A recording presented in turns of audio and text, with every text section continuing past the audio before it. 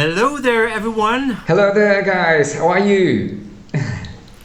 Welcome back. We are good. What about you guys? I'm great. I'm great. Just been outside. Such a sunny day. Just like living in Ibiza right now. I'm not in Ibiza, but it's cool. Quite hot and everything is fine at the moment. I see. Again, a little bit light at the end of the tunnel because I see so many gigs are coming back. Something is changing in a proper way. So fingers crossed. Stay safe right now because we all need to come back to the normal life as soon as we can. Yes. Let's hope. Cross fingers. Definitely. We need this again. We need our life back. Welcome to exactly. Welcome to Talking Studio Heads. Yes. And again, you had a question from one of our follower. It's a really nice question because he asked for the structure of a track. How do we usually structure our track? How do we usually build the shape of our track? Our tracks. How do you usually arrange? If we have some tricks to finish the tracks properly, because as I always said, the most important thing, the most important part is finish the track and to have the song complete and ready to go, ready to be released. So you want to start with this? No, I will let you start because I think you already had a good thought about that. Of course. And as I'm just hearing the question right now, it gives me time to think about it. To address that. Sure. After you. From my side, this is really simple because I got 3 different techniques which are really helpful to me. The first one is easy and is to have to use a template. What is a template? Template is a kind of pre-structured track with some numbers of tracks, with some number of instances already uploaded, and I can focus straight into music, so I don't have to think to upload this instrument instead in nothing. So I can focus on building a track, and it's really it really speeds up the flow, my my creativity, and I can focus on a way to build the track, and it's really important to me. So this is the first one. The second one is taking a pop structure, a pop song, put it over there, and try to split in different parts, say chorus, break, intro, outro, and I try to recreate every single part of the song, and it's really good because trust me, it really helps you to finish the track in a couple of days or in a couple of hours if you focus on it. And third, I'm a Cubase user. I usually use the arranger track. It's an arranger track.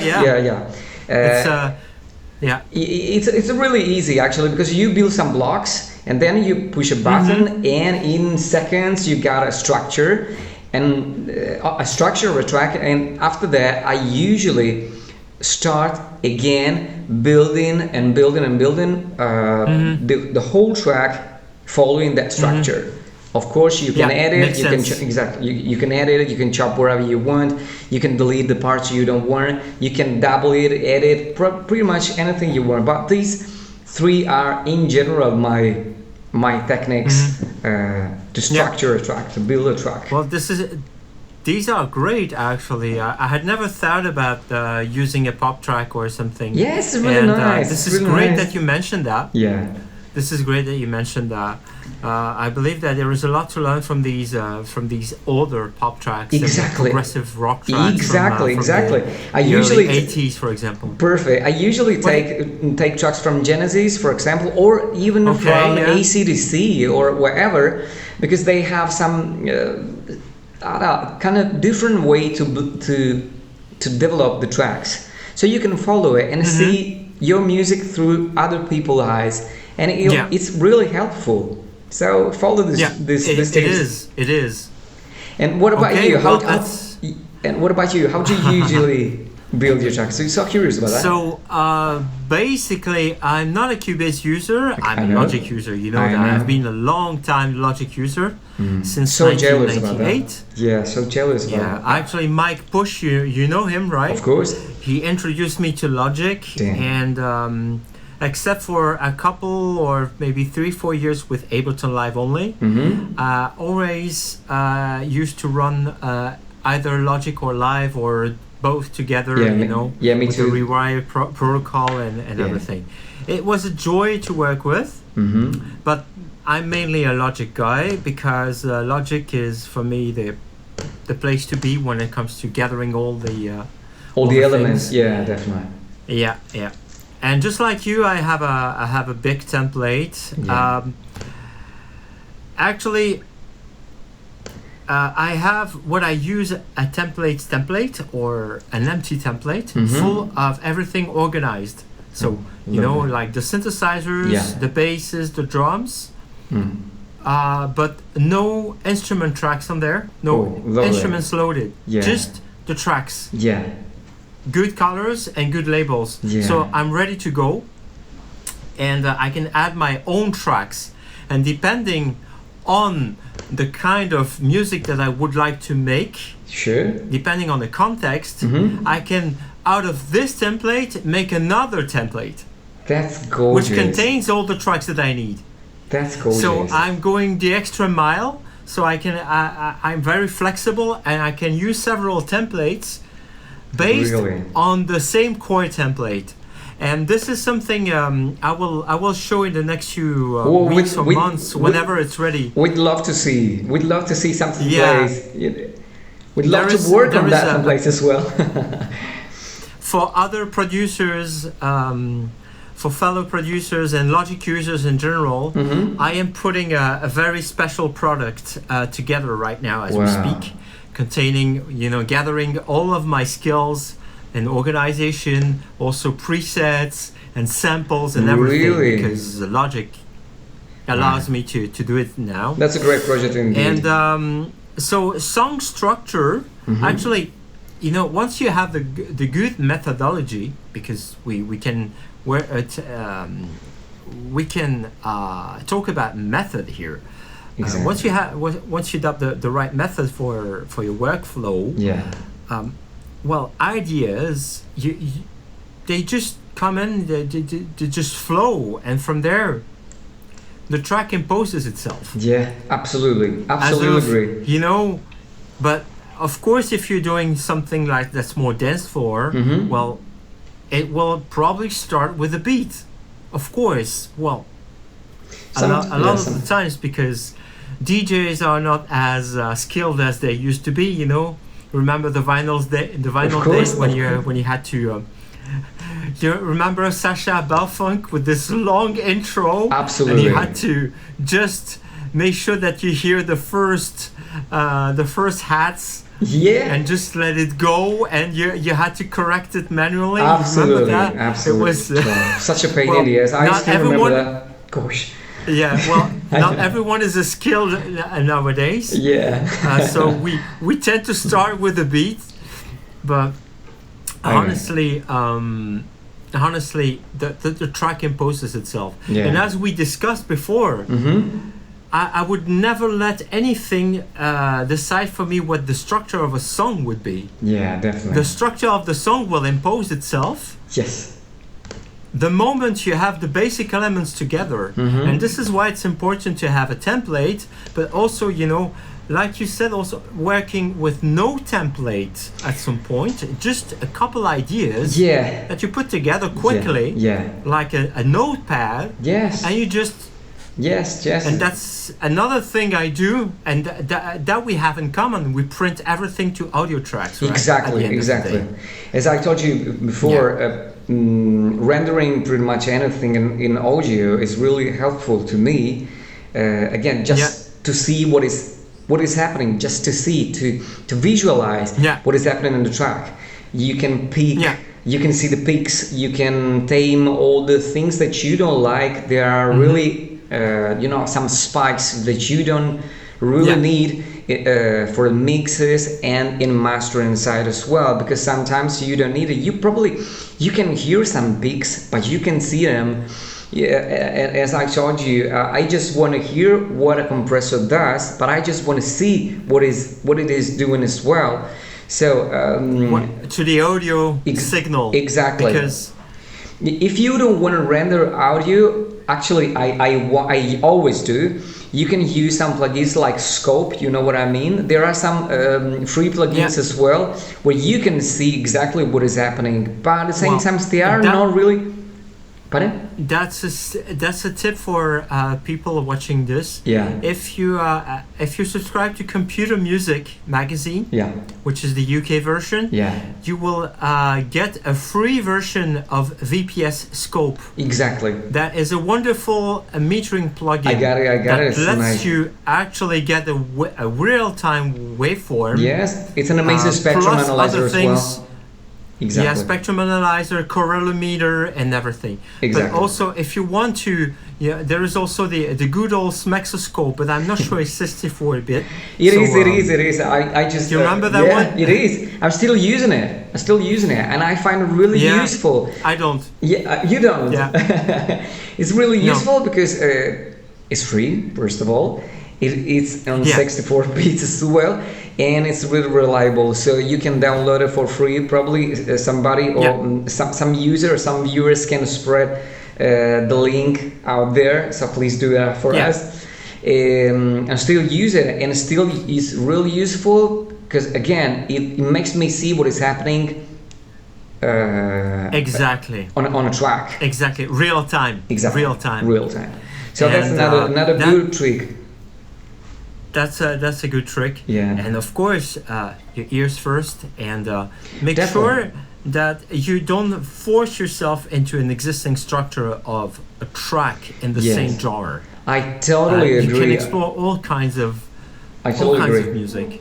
I gotta for me, it was Pink Floyd, and for me too. And for you, it was Genesis and the likes, and from there you learn a lot, from others and other genres. Exactly, because they take you somewhere where you never go, because they think in a completely different way as we are right now. We are different times, different perspective, different perspective, different point of views.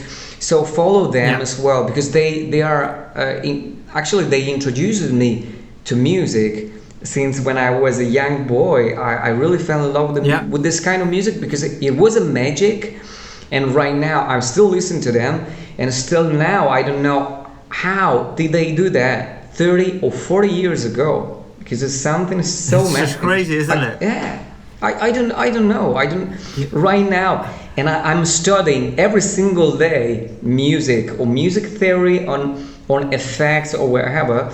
But right now, if I gotta say how David Gilmour played the chords 40 years ago, I just don't know, bro. I don't know, because it's something. They were using crazy technology back in the 70s and 80s. Yeah. And I remember, the Bee Gees, right? Yeah, of course. The biggest hit is a disco track called "Stayin Alive," which is the Saturday Night Fever thing. Yeah. And in that track. And actually, this is something I read in a magazine. I think it was Sound like 15 years ago. I remember that. Wow. And actually, the producer took kick, snare, hat, and just looped this part on a tape machine. Really? And recorded 4 minutes of that. Really? Wow. To perfection. So he just had this as a drum beat, so that as a drum, let's say, beat. Okay. So that the guys just had to follow this as a metronome. No way, really? I didn't know that. And they played to this, and actually, the thing is with Stayin Alive, the drums are just out of this world. because the hats and everything, Yeah, they were done after the kick and hat looping. Really? So it's just like using a sampler, Yeah. even like 10, 15 years before it was the even sampler, invented. exactly, before the sampler itself. Crazy stuff. And that's a technique actually coming from what we call the musique concrète, concrete music, by the likes of Pierre Schaeffer and Pierre Henry. Yeah. And these two were really good at that, you know, Pioneers. looping stuff so that it becomes something musical sometimes. Crazy. Pioneers indeed. And you see, this is how you used to work on music, and you have so much to learn from there. Oh, definitely. And this is not the techniques that we use that makes the difference. This is not the structure and everything. Of course. This is what we listen to that matters the most, don't you think? Yeah, absolutely. This is actually my girlfriend got this. She's like, if you want to be prolific, if you want to be creative and productive, you have to eat the right food. Yeah. She's absolutely right. If you want the right energy, she's absolutely right. If you want the right energy to be projected in your work, you have to eat the right food. Absolutely. The same for music itself goes definitely. For the music itself. The music I totally agree with that. want to make is the result of the music you listen to. Absolutely. So if the music you listen to is generic, the result will be generic. Exactly. If you listen to incredible, out of this world independent music, I totally agree with that. The result of your music will be completely different. I totally agree. Remember that I always consider music as I know it's not a way of saying, but I think music is always being a kind of food for your soul. If your soul is influenced by beautiful things, musically speaking, you're gonna reflect you're gonna reflect this beauty into your music itself. So listening beauties helps you to make beauties. That's it. I mean, you are only a tool of this transition. You know what I mean? So and so this is a very good advice actually for your girlfriend, because it's if you good eating means producing best thing. Absolutely agree. So listen to good music, Laurent music as well. So first. Of course. Okay, so well, that's it for this for this episode, I guess. Unless you want to add something. Yeah. No, I'm fine. Let's keep the things for the next time. Let's get back to work anyway. Exactly, because I got an amazing question for the next week, but I won't tell you what it is. So you have to come back next week and see what we have for you. Okay. And meanwhile, you can always post your questions, of course, do this. Your comments, of course, in the section below, and we'll have a read, and we'll eventually reply to you. Definitely, always. And we'll see. Thanks a lot for watching. Thanks a lot, guys. See you next time. Same time, same place on your favorite social network, of course, webpage, etc. And don't forget to subscribe to our channel, which on is YouTube, really important. Subscribe, don't forget about it. All right? Okay. Thank you, guys. See you next week. Thanks a lot for your time. Thank you. See you next week. Ciao, Laurent. Ciao. Thanks, guys. Ciao.